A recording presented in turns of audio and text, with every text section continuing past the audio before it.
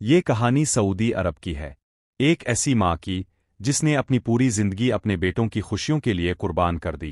وقد زرت ببیو ربس، مگر ماں کی محبت ویسی ہی رہی، نرمی، دعا اور بے لوث محبت سے بھری ہوئی۔ اس ماں کے 2 بیٹے تھے، ایک کی عمر 60 سال تھی اور دوسرا اس سے بھی بڑا، 70 سال کا۔ دونوں بوڑھے مگر ماں کے لیے آج بھی بچے ہی تھے۔ طبیعت کی کمزوری نے ماں کو سہارا مانگنے پر مجبور کر دیا تھی۔ وأبي ألي نورستي، دونوں بیٹے اپنی ماں سے ایسی محبت کرتے تھے کہ ان میں اس بات پر اختلاف پیدا ہو گیا کہ ماں کس کے پاس رہے۔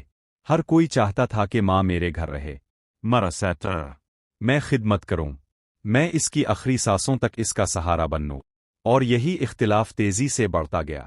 آخرار بابر إيد عدالة لا، جب وہ عدالت میں داخل ہوا، لوگ سمجھ رہے تھے شاید کوئی جھگڑا، کوئی وراثت کا مسئلہ ہو، مگر وہ درخواست جو اس نے جج کے سامنے رکھی، اس نے پورے کمرہ عدالت کو خاموش کر دیا۔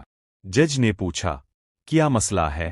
باتر مقدم، بڑے بھائی نے آہستہ سے کہا، جج صاحب، میرا بھائی چاہتا ہے کہ ماں اس کے ساتھ رہے، اور میں چاہتا ہوں کہ ماں میرے پاس رہے۔ میں چاہتا ہوں کہ عدالت فیصلہ کرے کہ ماں کو میرے گھر رہنے کا حق ملے، کیونکہ میں اس کی خدمت زیادہ بہتر کر سکتا ہوں۔ ورا عدالة خان حران را، لوگ تو والدین کو گھریں سے نکلواتے ہیں، اور یہ بیٹا اپنی ماں کو اپنے پاس رکھنے کے لیے عدالت آیا ہے۔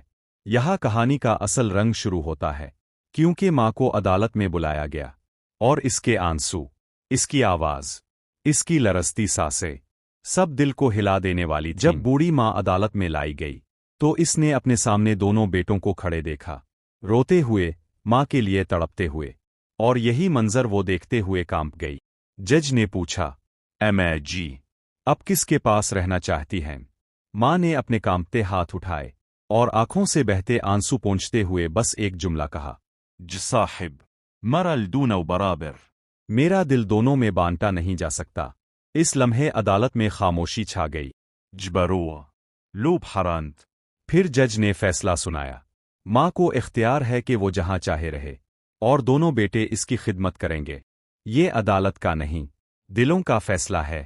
عدالت سے باہر آتے ہوئے دونوں بھائی ماں کو سہارا دے رہے تھے جسدون ثابت رناءات، کہ میں زیادہ محبت کرتا ہوں، میں زیادہ خدمت کروں گا۔ چھوٹے بھائی نے چپ ہوتے ہوئے کہا، میری ماں کو لمبی زندگی دے، کیونکہ یہ میرا سب سے بڑا خزانہ ہے۔ اور وہ ماں جو نبناءات نبنجا ستت، اپنے دونوں بیٹوں کے درمیان امن، محبت اور رحمت بن کر کھڑی تھی۔ یہ کہانی ہمیں ایک پیغام دیتی ہے، دنیا کے ہر رشتے بدل جاتے ہیں، کم ہو جاتے ہیں، لیکن ماں کا رشتہ وقت کے ساتھ اور قیمتی ہو جاتا ہے۔ ہر انسان کو ایسی خدمت مادر کا موقع ملے۔